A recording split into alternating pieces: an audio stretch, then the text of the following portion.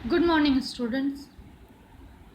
आज की जो विषय वस्तु है उसको पढ़ने से पहले हम लोग कुछ बातें कर लेते हैं। ठीक है। अच्छा, जैसे कि मैं अगर आप लोगों को एक शब्द बोल रही हूँ, जंगल। तो जंगल बोलने से आपकी कल्पना में क्या आते हैं कि बहुत सारे पेड़, पशु, पक्षी, है ना। पेड़ हैं तो पक्षी तो रहेगी, चिड़िया वहाँ चहचहाएंगी ही, है ना। तो सोचिए, तो अगर कोई आपका दोस्त कहीं घूमने गया हो और आके बताया कि मैंने ना जंगल देखा, लेकिन उस जंगल में न पेड़ है, न पशु है, न पक्षी है, तो वो क्या जंगल हुआ? नहीं। जंगल बोलने से ही हमारे दिमाग में क्या कल्पना आती है? पेड़, है ना, पशु पक्षी। तो सोचिए, ऐसा कोई जंगल जहाँ कोई चिड़िया ना हो। आसमान की तरफ देखें, देखो देखो चिड़िया उड़ रही है ना, हम लोग बोलते हैं ना। तो आसमान की तरफ देखें तो हमें कोई चिड़िया ना दिखाए। जैसे सुबह उठते हैं हम लोग, बाहर देखते हैं, वॉक करने जाते हैं या फिर छत पे बैठते हैं तो चिड़िया देखते हैं, तो और भी नाना प्रकार के पक्षी देखते हैं। सोचिए तो, जब हम लोग को आसमान में एक भी पक्षी ना उड़ती हुई ना दिखाई दे, तो आज हम लोग ऐसा ही एक निबंध पढ़ेंगे, बिन चिड़िया का जंगल। ठीक है, जिसके रचयिता है विश्वनाथ सचदेव। विश्वनाथ सचदेव, इनका जन्म 2 फरवरी 1942 में साहिवाल, जो कि अब पाकिस्तान में है, साहिवाल में हुआ था। साहित्यिक पत्रिका वातायन के संपादन से पत्रकारिता की शुरुआत की। वर्ष 1967 में टाइम्स ऑफ इंडिया से जुड़े। सेवानिवृत्ति के बाद नवनीत और धर्मयुग का संपादन किया। इनकी मुख्य रचनाएं हैं मैं गवाही देता हूँ, तटस्थता के विरुद्ध, मैं जो हूँ, सवालों के घेरे, आधी सदी का फासला आदि। अपनी उत्कृष्ट रचनाओं और पत्रकारिता के लिए इन्हें कई पुरस्कार मिले और सम्मान दिया गया। तो आइए हम लोग इनके लिखे निबंध की शुरुआत करते हैं। बिन चिड़िया का जंगल। घर के आंगन में चहकती चिड़िया, है ना। घर का आंगन रहे, छत, आंगन नहीं तो छत है, तो छत पे चिड़ियों का चहचहाना। जैसे सुबह सुबह, जब सुबह होती है, मतलब एकदम सुबह के समय जब उषा की किरणें फूटती हैं, तब सुबह कभी आप लोग 4 बजे उठिए तो आप लोग देखिएगा कि जैसे ही सुबह होगी, जैसे ही लालिमा खिलेगी, वैसे ही चिड़िया अपने घोंसले से बाहर निकलती हैं, उठती हैं और ची ची ची ची की आवाज़ पूरी गूंज उठती है, तो पता चलता है कि सुबह हो गई। घर के आंगन में चिड़िया, चहकती चिड़िया, फूलों पर मंडराती तितलियाँ, तो जैसे कल्पना की बात हो गई है। अब इस तरह की चीज़ें नज़र नहीं आ रही हैं। चिड़ियों का चहचहाना, फूलों पर तितलियों का मंडराना। प्रगति की अंधाधुंध रेस ने प्रकृति के इस सुंदर उपहारों को हमसे छीन लिया है। प्रगति की अंधाधुंध रेस मतलब आगे बढ़ने की होड़। सभी लोग आगे बढ़ना चाहते हैं, कामयाब बनना चाहते हैं। इस रेस में क्या हुआ है, प्रकृति की, नेचर की जो सुंदरता है ना, वो हमसे छीन गई है। जरा कल्पना कीजिए ऐसी दुनिया की जहाँ न चिड़िया चहचहाती हो, न तितलियों के रंग बिखरे हों। लेखक ने इस लेख में इसी चिंता को व्यक्त किया है। अभी जो लेख हम लोग पढ़ेंगे, लेखक ने इसी चिंता के बारे में बताया है कि छोटे जीवों के प्रति हमारी संवेदनाएं कम क्यों होती जा रही हैं। कुछ दिन पहले शहर के एक बड़े अखबार में इस छोटी सी चिड़िया के बारे में एक खबर छपी। खबर पक्षीविदों की यह चिंता उजागर करता है। पक्षीविदों यानी कि जो पक्षियों की जानकारी रखते हैं, उन्हें पक्षीविद कहते हैं। ठीक है, तो यह जो खबर अखबार में छपी है, यह खबर इस चिंता को उजागर कर रही है कि शहर में गोरैयों की संख्या लगातार घटती जा रही है और कौओं की संख्या बढ़ती जा रही है। खबर को पढ़कर मुझे एक पुरानी घटना याद आ गई। लेखक यहाँ अखबार में एक खबर को पढ़ते हैं और खबर को पढ़ते समय इन्हें एक स्वयं पर बीती एक घटना याद आ गई। एक दिन अचानक ही शहर के एक व्यस्त इलाके में पौधों के एक झुरमुट मतलब जहाँ कुछ पौधों का एक समूह हो, माने कुछ पौधे लगे हों, उसे झुरमुट कहते हैं।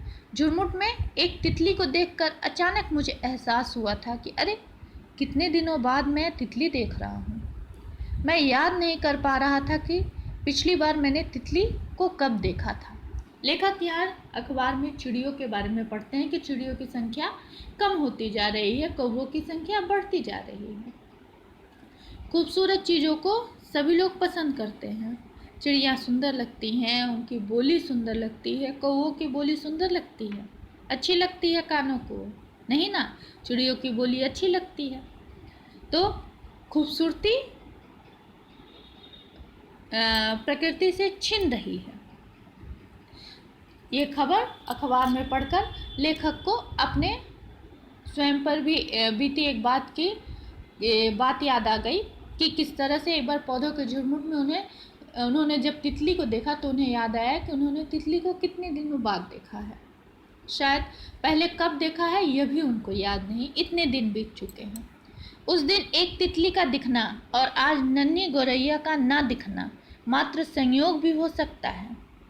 बोले उस दिन एक तितली मैंने देखा और अब नन्ही गौरैया एक भी नहीं दिख रही हैं, या एक दो ठो दिख रही हैं, तो यह मात्र एक संयोग भी हो सकता है। शायद हमारी सभ्यता ऐसी परिस्थितियों का निर्माण करती जा रही है जिसमें घर में 4 गमले रखकर जंगल का सुख भोगने का भ्रम हमें पालना पड़ता है, और घर में 2 बाई 2 फुट का समुद्र बनाकर हम 7 समुंदरों की रंग बिरंगी मछलियों को निहारने का सुख पा लेते हैं। तो अब लेखक ये कह रहे हैं कि अब चूँकि हम लोग शहर में रहते हैं तो हमारी शहरी सभ्यता क्या होती जा रही है? हमारी शहरी सभ्यता ये होती जा रही है कि हम बगीचे नहीं देख रहे हैं। हम अपने घर में 4 गमले लगा ले रहे हैं, वही हमारे लिए बगीचे हो जा रहे हैं, और उसी का सुख हम लोग बहुत ही अच्छे से भोग रहे हैं। हमारे लिए वही बहुत है। 2 बाई 2 फुट का एक समुद्र, मतलब 2 बाई 2 फुट की जगह में पानी भर दिया जा रहा है, घर में एक्वेरियम लगा लिया जा रहा है, या फिर स्विमिंग पूल टाइप का बना दिया जा रहा है, और वहाँ रंग बिरंगी मछलियाँ डाल दी जा रही हैं, और उसी को देख कर के ऐसा मनुष्य ऐसा प्रतीत कर रहा है कि यह समुद्र के पास बैठा है।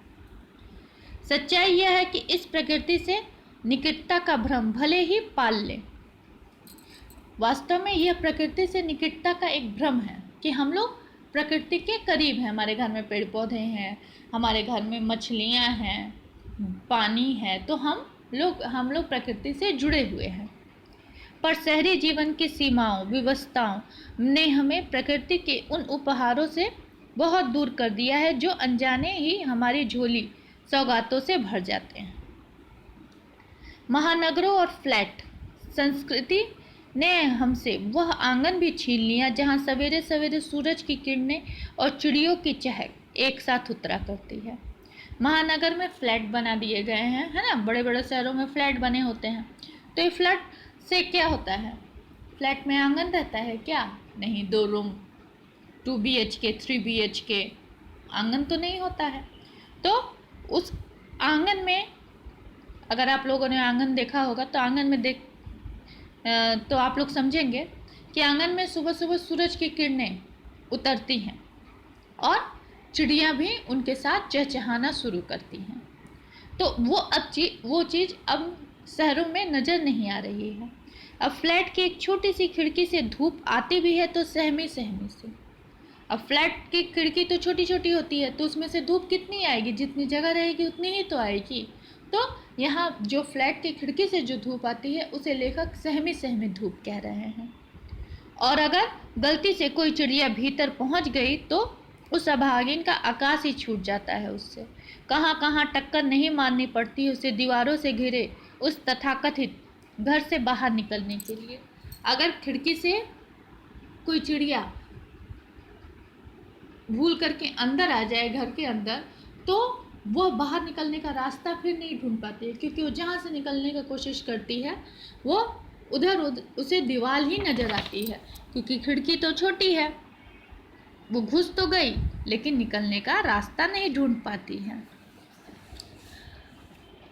ऐसे घरों में निवास करने वाले मन में कितना संकुचित हो जाते हैं। ऐसे जो छोटे घरों में निवास करते हैं, जो फ्लैट में निवास कर रहे हैं, रह रहे हैं, लेखक कह रहे हैं कि उनके मन भी संकुचित हो जाते हैं, छोटे हो जाते हैं।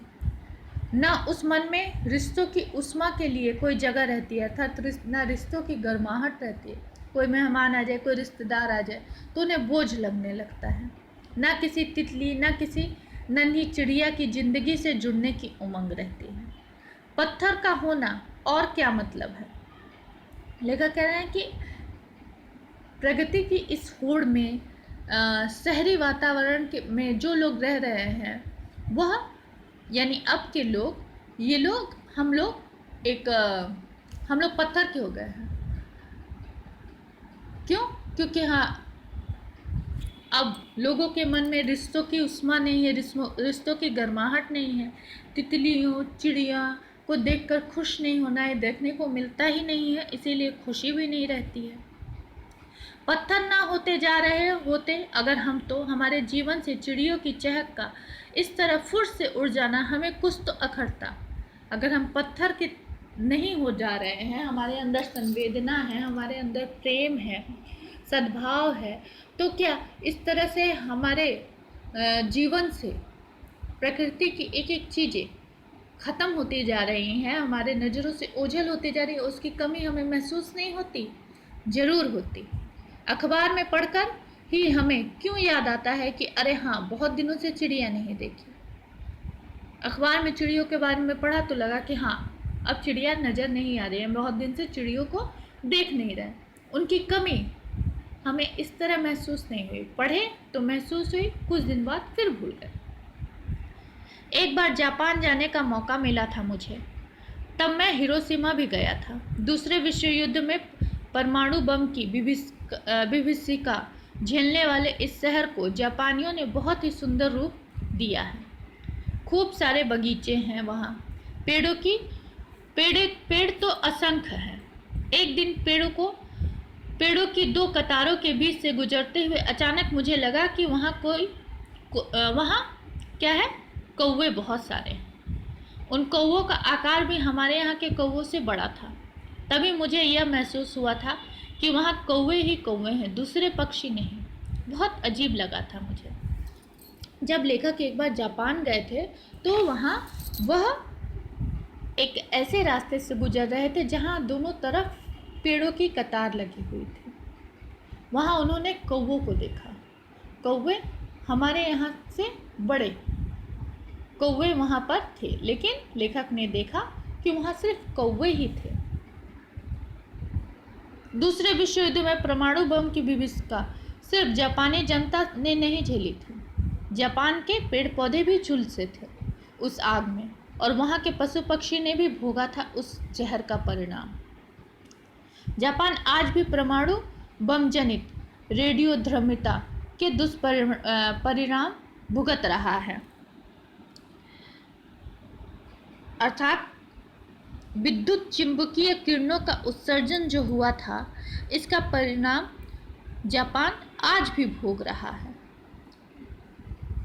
कोई अचरज नहीं कि मनुष्य के सिरजे उसी जहर ने नन्ही गौरैया को भी मार दिया है। यही कारण है कि शायद वहाँ कोई और पक्षी नहीं है, गौरैया कोई चिड़िया नहीं है।